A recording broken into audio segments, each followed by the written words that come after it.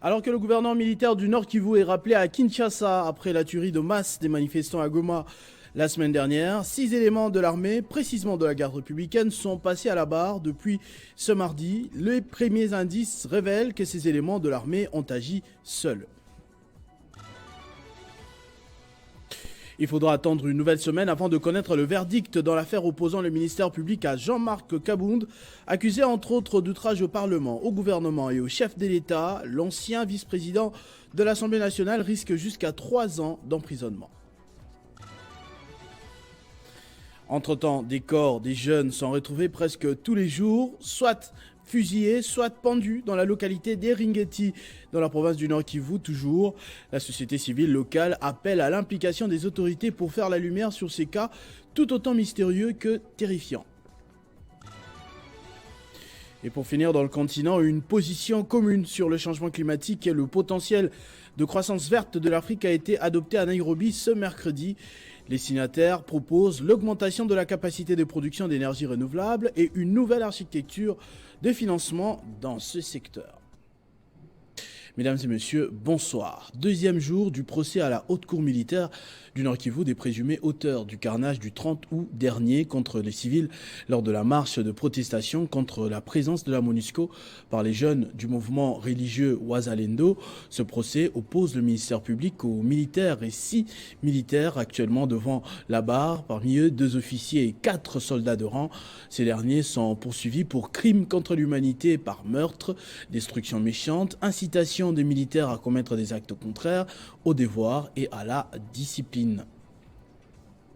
À Kinshasa, on a attendu sans succès le verdict de l'affaire Kabound contre le ministère public. Ce mercredi, la Cour de cassation qui devait se prononcer a repoussé la décision pour une semaine de plus. Les partisans de l'Alliance pour le changement, sa formation politique est en colère et dénoncent des manœuvres visant à masquer la vérité, à savoir l'innocence de Jean-Marc Kabound. Aujourd'hui était prévu le prononcé de son verdict. Le fait qu'il y ait une prorogation, pour des raisons fondées ou non, cela ne serait qu'un report de trop. Cependant, en tant que parti politique, Alliance pour le changement, parti cher à l'honorable Jean-Marc Kabound, nous avons pris acte de ces reports qui est d'une semaine, donc pour le mercredi 13 septembre prochain. Et nous nous attendons à ce que la Cour de cassation puisse enfin dire le bon droit. Ça veut dire réparer ces erreurs d'injustice, réparer ces irrégularités, ces vices de procédure. L'enjeu ici n'est pas d'abord individuel. L'enjeu, ce n'est pas l'unique personne de l'honorable Jean-Marc Kabound. L'enjeu, c'est toute la classe politique congolaise. C'est toute la société congolaise. Est-ce que l'on peut poursuivre un parlementaire en raison de ses opinions? La Constitution est bel et bien claire. C'est l'article 107 qui les prohibe formellement. Alors, ce serait une jurisprudence fâcheuse qui sera désormais instaurée. Ça serait le dévoiement de la fonction politique.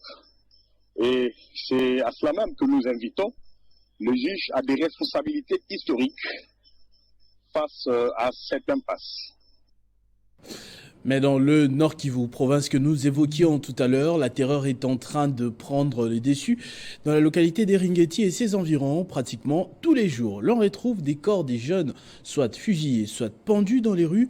Bravo Foukoulou, au cadre de la société civile locale, est avec nous au téléphone dans ce journal pour réclamer l'implication des autorités afin de mettre fin à ce calvaire. On l'écoute. 4 jours après, il y a eu attaque à Eringeti, vers Luna, il y a eu attaque vers Samboko, et le bilan de toutes ces attaques-là, nous avions enterré plus de 29 personnes qui ont été tuées sauvagement par des personnes non naturellement identifiées, soit les ADF comme les autres le disent. Et nous, on était tellement déçus de ce comportement-là. Nous avions voulu créer des opérations sérieuses, des fouilles, dans Eringeti d'abord, mais aussi dans les alentours de Eringeti, dans les villages environnants Eringeti, puisque ce mouvement ne rancira pas la population. Et nous avions dit même aux autorités que cette situation ne pouvait pas laisser indifférent l'agglomération de Eringeti. Et voilà aujourd'hui, ça arrive au stade où nous commençons à ramasser des corps des garçons, des jeunes de Ringeti, pendus l'avant-hier. On a ramassé, on a rencontré les corps des jeunes hommes pendus au centre de Ringeti, à côté même du marché. Il a été pendu là-bas, vers l'église Sepak. Et aujourd'hui, le matin, nous venons de ramasser notre corps qui a été fissuré.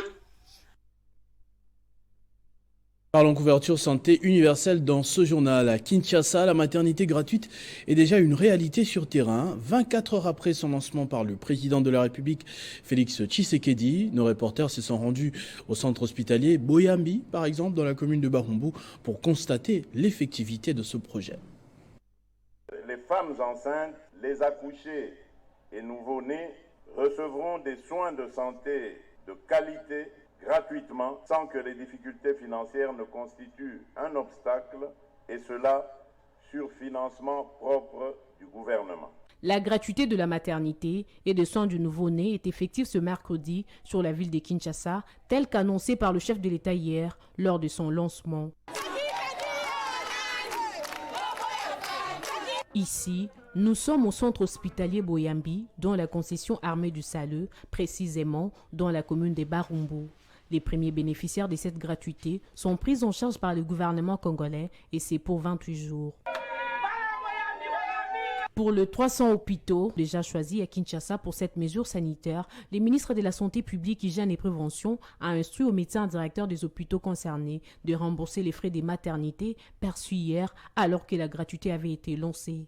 Ce n'est pas un projet qui va s'arrêter demain. Désormais, au Congo, une maman enceinte ne paiera plus rien. On commence par la ville-province de Kinshasa parce qu'on doit aller progressivement. L'objectif de ce changement majeur, c'est de diminuer la mortalité de nos mères et de nos bébés. En ce qui concerne les restes du pays, il a annoncé que le projet de budget 2024 a déjà pris en compte les dépenses pour l'ensemble du pays. Après l'étape de Kinshasa, d'autres suivront. Il s'agit de 12 provinces au total. Ces entités seront couvertes dès le mois d'octobre 2023 et tous les pays dès janvier 2024, on croit le ministre de la Santé. Cette mesure sera évaluée après un mois d'exécution pour contrôler sa faisabilité dans les provinces déjà concernées en République démocratique du Congo. C'est encore une fois de plus pour la gratuité. Pour faciliter les femmes, un numéro a été mis en place. Il s'agit des 151 pour orienter les femmes vers l'hôpital le plus proche de leur domicile. Le ministre des Transports, Voies de Communication et Désenclavement, lui, a reçu en audience ce mercredi l'ambassadeur de la République populaire de Chine. Objectif principal, s'entretenir sur leur collaboration dans la construction des infrastructures portuaires, aéroportuaires et des chemins de fer dans le pays. L'ambassadeur extraordinaire et plénipotentiaire de la République populaire de Chine, Zhao Bin, et 2 de ses collaborateurs ont été reçus par les ministres des Transports, Voies des Communications et Désenclavement, M. Marc Kila, ce mercredi 6 septembre 2023 dans son cabinet de travail. Selon Zhao Bin, son pays dispose des matériels techniques et industriels de qualité et s'est dit disposé à travailler avec la RDC dans la construction des infrastructures portuaires, aéroportuaires, des chemins de fer et des routes. Il s'agit aussi d'une bonne occasion pour moi et M. le ministre de faire le point sur la coopération entre nos 2 pays en matière de transport. Toutes nos 2 parties sont convenues. Dans un autre contexte et face à l'urgence d'élancer les études des faisabilités ou l'installation des matériels techniques pour la construction du port de Maluku et l'autorisation d'accès à la zone économique spéciale, la délégation de la Société publique d'ingénierie chinoise, maître d'ouvrage, a été reçu par le ministre des Transports, Voies des Communications et Désenclavement en présence du directeur général adjoint de la zone économique spéciale de Maluku, Hippolyte Magogo. Objectif, trouver des pistes et des solutions pour permettre à l'entreprise de commencer les travaux conformément à la volonté du chef de l'État Félix Tshisekedi. Le ministre des Transports, c'est l'État, mais sauf que la zone est sous le droit spécial, à la différence de tout autre endroit de la République aux investissements. C'est la raison pour laquelle la zone tient compte du respect des principes et règles de la zone économique spéciale. Pour ce faire, M. Marc Kila a promis de rencontrer son collègue de l'industrie pour faciliter l'accès au site où sera construit le port de Maluku, dont la voie d'accès traverse la zone économique spéciale. Des nouvelles de la Caisse nationale de sécurité sociale à présent. Après l'Office national du tourisme, il y a quelques semaines, la Régie des eaux aussi est en train de régulariser sa situation. Les adjoints des directeurs généraux ont signé un accord pour un paiement sur 9 mensualités.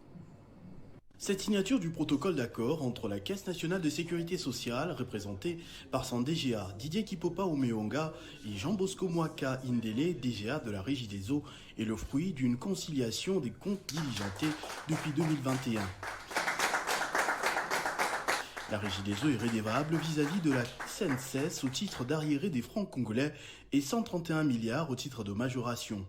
Suite aux contraintes de trésorerie ne lui permettant pas d'apurer ses dettes, les deux parties se sont convenues de manière consensuelle le paiement sur 9 mensualités, 1,850 milliard sur les arriérés de cotisation. Je remercier la direction de la CNCS après autant de mois de négociations, voire arriver à signer cette protocole d'accord. Dès que nous sommes arrivés à la tête de la Régie des eaux, un des dossiers costauds que nous avons trouvé, c'est le dossier de la prise en charge des retraités par la CNCS. Ça fait déjà des années où certains agents en Régie des eaux qui ont rendu des loyaux services à la nation ne sont pas pris en charge par la CNCS par le fait qu'on ne paye pas les cotisations. En parlant de la Caisse nationale de sécurité sociale, justement, nous recevons un invité dans ce journal pour nous parler de son opération Porte ouverte qui aura lieu déjà ce jeudi. Madame Lina Luciana Manzolina. Elle est directrice à la direction de recouvrement de la Caisse. Bonsoir et bienvenue. Bonsoir, monsieur. D'entrée de jeu, est-ce que vous pouvez nous parler de la motivation de cette opération? Je vous remercie, monsieur le journaliste, de l'intérêt que Télé 50 accorde aux activités de la Caisse nationale de sécurité sociale, qui se dévoue au service de la population. En effet, le droit à la sécurité sociale est un droit fondamental consacré par l'article 22 de la Déclaration universelle des droits de l'homme. Et en République démocratique du Congo, le régime général de sécurité sociale est géré par la Caisse nationale de sécurité sociale, et ce, suivant le décret numéro 18/027 du 14 juillet 2018, à l'issue de l'importante réforme appelée par la loi numéro 16/009 du 15 juillet 2016. Et c'est pourquoi le directeur général de la Caisse, M. Charles Moudiaï Kazadi, a lancé les journées portes ouvertes pour demain déjà, le 7 et le 8 septembre, au niveau du bâtiment administratif de la direction générale. Sur le boulevard du 30 juin? Absolument. De manière à ce que la Caisse se rapproche de ses assujettis. C'est très bien justement parce que la deuxième question que je voulais vous poser, c'était portes ouvertes. Mais qui sont visés exactement? Ceux qui sont visés par les portes ouvertes, ce sont les employeurs, ce sont les travailleurs, ce sont ceux qui relèvent directement des dispositions du Code du travail. Ce sont les ambassades qui emploient les employés locaux, les engagés locaux, ce sont les syndicats, ce sont les centres pénitentiaires pour les travailleurs assimilés, ce sont les travailleurs des ONG et des ONGI. En fait, en premier plan, ce sont les assujettis, et en deuxième plan, c'est tout le monde. Toutes ces Parce que catégories d'une manière ou d'une autre, tout le monde est relié à quelqu'un qui travaille dans le secteur privé ou para-étatique. Alors, dernière question peut-être. Vous parlez tout à l'heure des réformes initiées au niveau de la Caisse nationale de sécurité sociale. Vous avez cité les lois. D'ailleurs, on voit que vous avez vraiment la maîtrise de la situation. Mais est-ce que déjà, à l'heure actuelle, on peut parler d'un bilan depuis 2018, puis la suite? Évidemment. Avant de parler de bilan, nous pouvons dire les grandes lignes de la réforme. Nous avons eu au niveau de la réforme des points sur l'amélioration de l'assujettissement. Au-delà de ceux qui sont régis par le Code du travail, il y a les mandataires, il y a les engagés locaux des ambassades, il y a les associés actifs qui relèvent du régime général de sécurité sociale. Et au niveau des prestations, il y a eu des fortes avancées. Il y a eu l'assouplissement des conditions pour pouvoir bénéficier des pensions de retraite, il y a eu des pensions de survivants, il y a eu des pensions anticipées, il y a eu la grande innovation que sont les prestations aux familles à travers les allocations prénatales de maternité, les allocations familiales, les indemnités journalières de maternité et même au niveau de risques professionnels à travers la prévention, à travers l'assouplissement des conditions et également l'intégration des maladies d'origine professionnelle. Et au niveau du bilan, ce que nous pouvons dire, en 2018, nous avions à peu près 60 000 pensionnés. Aujourd'hui, en 2023, nous avons environ 100 000 pensionnés. Nous pouvons dire aussi, au niveau des prestations en famille, actuellement dans notre fichier, c'est près de 800 000 enfants bénéficiaires. Donc nous avons 783 000 enfants bénéficiaires au niveau des fichiers.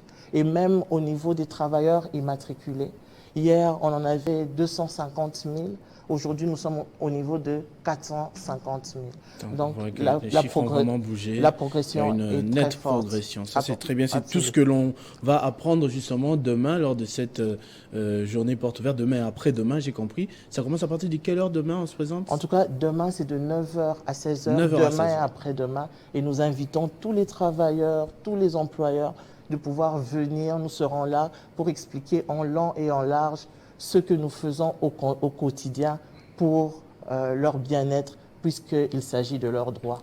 Madame Luciana Manzolina, merci beaucoup. Je rappelle que vous êtes directrice à la direction de recouvrement de la Caisse. Merci. Lancement ce mercredi 6 septembre au Cercle Elaïs de la conférence budgétaire du cadastre minier exercice 2024. Cette activité a pour objectif principal élaborer un projet du budget indispensable au bon fonctionnement et technique et scientifique du cadastre minier. Cette activité, qui se tiendra du 6 au 9 septembre 2023, rassemble les cadres et agents du CAMI autour d'un objectif important, élaborer un budget réaliste et indispensable pour garantir le bon fonctionnement technique et scientifique de cet établissement. À l'occasion de cette cérémonie, il y a trait au lancement des travaux de la conférence budgétaire du cadastre minier, exercice 2024. Une conférence qui se tient dans un contexte particulier car le cadastre minier vient d'avoir pour la première fois de son histoire son tout premier conseil d'administration et un comité de direction renouvellement installé depuis le 9 août dernier. Lors de son allocution inaugurale, le directeur général Paul Mabolia a rappelé la vision du chef de l'État Félix-Antoine Tshisekedi. Son Excellence, Monsieur le Président de la République Félix-Antoine Tshisekedi, partant de cette volonté du chef de l'État, nous, le cadastre minier, gérant des titres miniers, nous allons contribuer à la matérialisation de cette vision. Les cadastres miniers envisagent également de s'étendre dans les provinces en mettant l'accent sur les zones à forte concentration d'activités minières. La conférence budgétaire est le cadre par excellence d'échanges autour des grandes orientations, des moyens à mettre en œuvre et de mesures préconisées afin de mobiliser les ressources.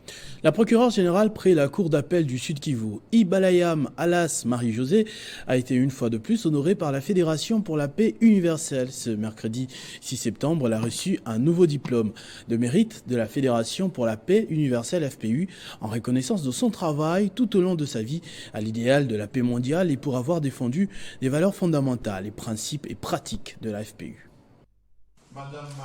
C'est avec fierté que la procureure générale auprès de la Cour d'appel du Sud Kivu, Ibalayam Alas Marie-Josée, a reçu le nouveau prix de leadership et de bonne gouvernance qui lui a été remis lors d'une cérémonie qui fera date.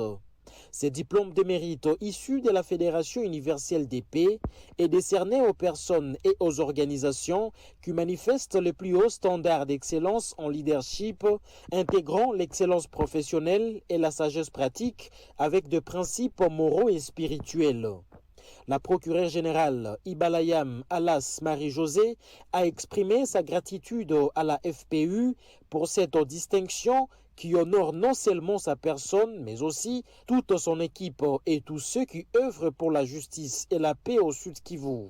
Ibalayam Alas Marie-Josée est la première femme procureure générale du Sud Kivu, une province qui a connu de nombreux conflits armés et des violations des droits humains. Depuis sa prise de fonctions en 2020, elle s'est distinguée par sa volonté de renforcer les contrôles des activités des officiers de police judiciaire, de lutte contre l'impunité, la mafia organisée au sein de l'administration judiciaire et les multiples spoliations de maisons de l'État. Son engagement pour la justice et la paix lui a valu la reconnaissance et le soutien de nombreuses organisations nationales et internationales, dont la Fédération pour la paix universelle. Elle s'est toujours mise au travail pour faire triompher l'état des droits prôné par le chef de l'État Félix Antoine Tshisekedi Tshilombo. En moins de 3 mois, elle reçoit 2 prix, signe de son engagement. Au-delà du couronnement, elle a aussi reçu des présents en signe de remerciement vis-à-vis de son travail. Le député national Mwanza Misi Singoma est arrivé à Bukavu, dans le Sud Kivu. Il a procédé à la cérémonie d'installation de son parti politique Debout la Patrie, qui s'est rangé derrière la candidature de Félix Tshisekedi. Il a profité de cette occasion pour présenter les candidats de son parti politique. Il était 11h pile lorsque l'honorable Mwanza Misi Singoma foule les sols du Sud Kivu, sa terre natale. À sa descente du bateau, il est fleuri par une jeune fille avant de procéder au choc poignée de main entre l'autorité morale du parti politique Debout la Patrie, un parti membre de l'Union sacrée de la nation qui prône la vision du chef de l'État, Félix Antoine Tshisekedi. Juste après, il livre ses premières impressions. La mission aujourd'hui, c'est bien sûr de venir accompagner les militants de Debout la Patrie ici au Sud Kivu et transmettre un message important à la population sud-kivusienne. Alors, Debout la Patrie, c'est un parti politique membre de AAAP, qui est notre regroupement, qui s'appelle Alliance des acteurs attachés au peuple. Et ce regroupement politique a comme haut représentant M. Tony Kankou, qui est le haut représentant du chef de l'État. Commence alors une longue procession depuis le port Yossi jusqu'à la place Nyawera, au cœur du centre-ville. C'est plus ou moins 5 km de parcourir à pied. Arrivé à la salle où a lieu la cérémonie, il s'est adressé devant une population heureuse et acquise à la vision du chef de l'État, Félix Antoine Tshisekedi, à qui il a demandé de lui accorder un second mandat. Les cadres du parti, les militants du parti, en tout cas ont montré que Debout la Patrie existe au Sud Kivu et existe à Bukavu. Donc toutes mes félicitations à ce travail qui a été abattu ici. Quand on aura l'occasion, dans les mois à venir, de présenter notre projet maintenant pour les habitants de Bukavu du Sud Kivu, un message d'espoir. L'occasion faisant de la ronde, tous les candidats à la députation nationale, provinciale et municipaux ont été présentés aux cadres, militants et à la population venus à cette fête ouverte par Debout la Patrie, ainsi que le lancement de 2 pigeons, symbole de la paix pour la partie est du pays. Des nouvelles du séjour de Lambert Mende dans le Sankourou. En séjour depuis ce mardi dans sa circonscription électorale de Lodja, l'autorité morale du CCU, la Convention des Congolais Unis, a été accueillie à la hauteur de son rang et de ses actions par ses partisans. Dans son adresse, il a lancé des messages de soutien en faveur de Félix Tshisekedi. Au pied de l'avion, il a été accueilli par les comités provinciaux de la Convention des Congolais Unis, CCI, son parti politique, ainsi que plusieurs cadres du regroupement politique AE. De l'aéroport au stade Lumumba, son cortège a eu droit à des liesses de joie par des milliers de personnes amassées tout le long de la route pour lui réserver un accueil digne d'un fils du territoire. Au stade Lumumba, lieu choisi pour communiquer avec sa base, Lambert Mende Omalanga a fait savoir au public qu'il venait dans le cadre des dernières vacances parlementaires de cette législature, s'agissant du projet de la construction de l'aéroport de Lodja, réclamé par la population, dont une marche des revendications de la société civile locale avortée samedi dernier. Les députés nationaux les mieux élus de la province du Sankourou a rassuré la population que l'aéroport national de Lodja sera bel et bien asphalté dans quelques mois selon la promesse du chef de l'État.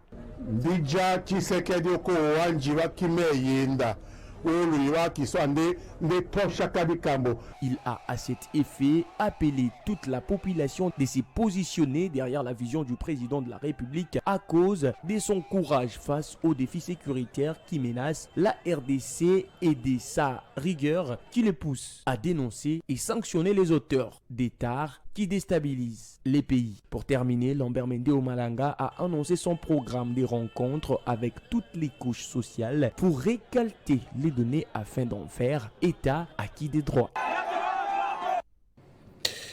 Ruli Mapendo Esther, présidente de la fondation Kintambo Telema, a visité le centre médical Kondima dans la commune de Kintambo où plusieurs femmes ayant accouché sont internées. Sur place, elle a payé tous les frais d'accouchement en leur faveur avant de procéder à la remise de quelques pagnes.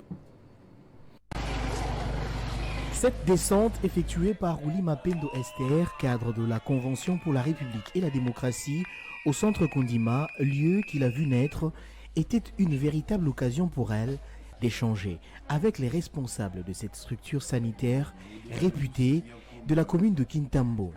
Très généreuse, la présidente de la fondation Kintambo Telema, qui a été accueillie avec joie par sa base, n'a pas hésité de poser quelques gestes de cœur au profit des femmes trouvées sur place.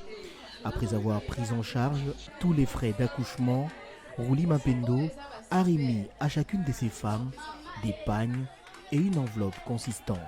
Satisfaite, les bénéficiaires n'ont pas manqué à dire.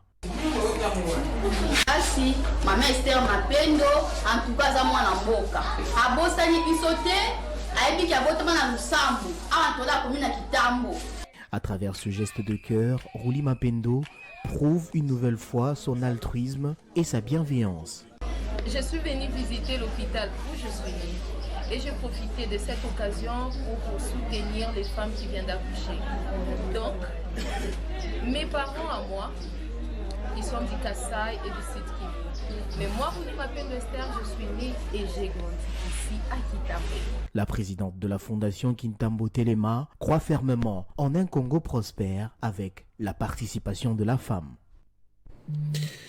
Vernissage ce mardi à Kinshasa d'un nouvel ouvrage du docteur Michel Mouvoudi. Il s'intitule Jean-Jacques Muyembe, 7 personnes inspirantes. Un bel hommage au virologue congolais qui désormais est un repère dans l'univers de recherche. Cet ouvrage a été porté sur les fonds baptismaux par le professeur Isidore Ndaiwel. Je voudrais te souhaiter la bienvenue.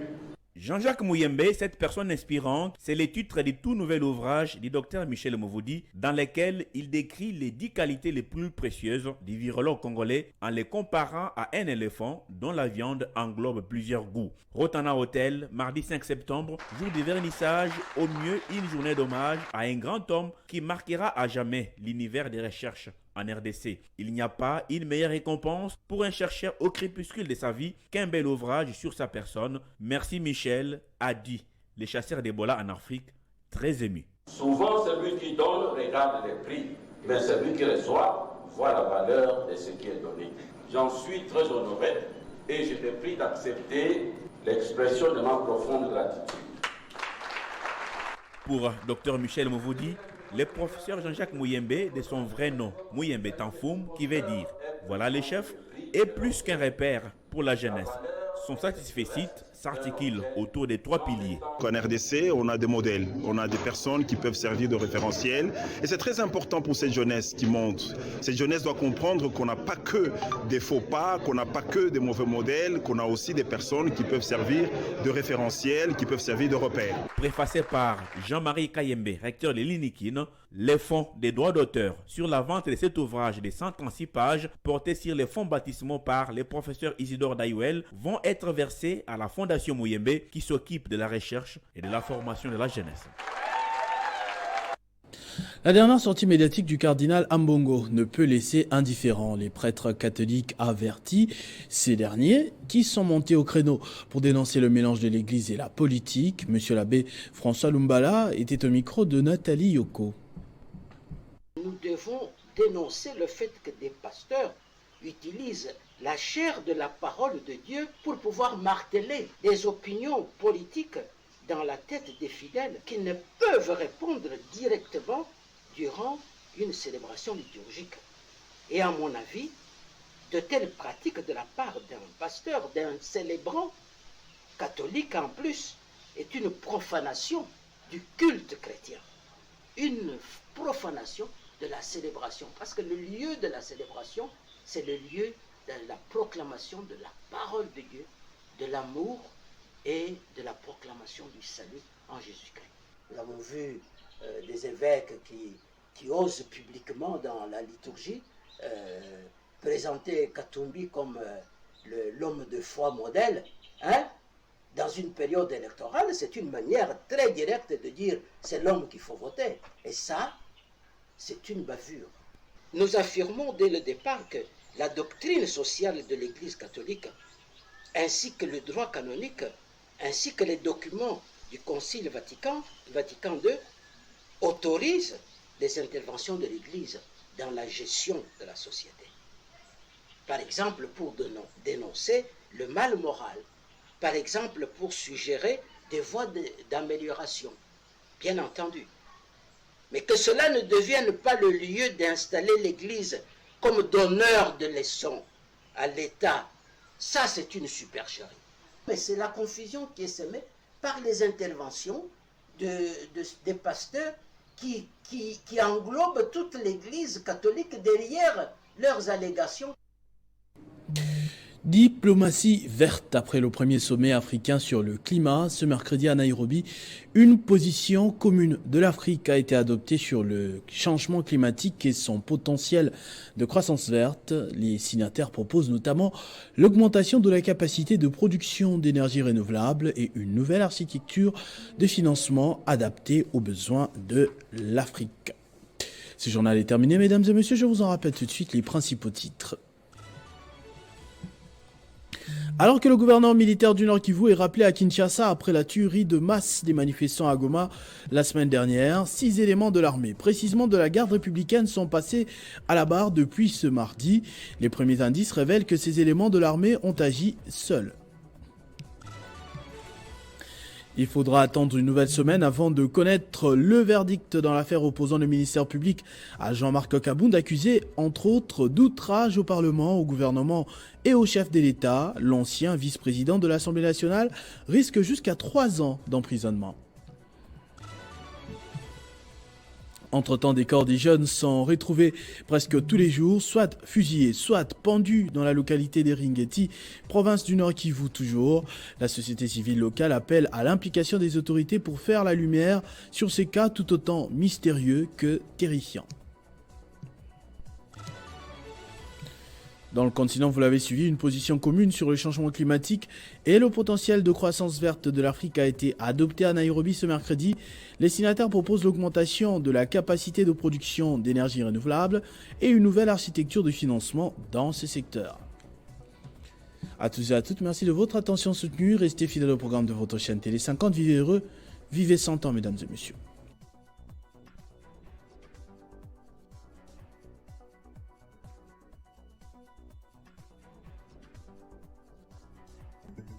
Retrouvez toute l'actualité en continu sur www.tele50.cd.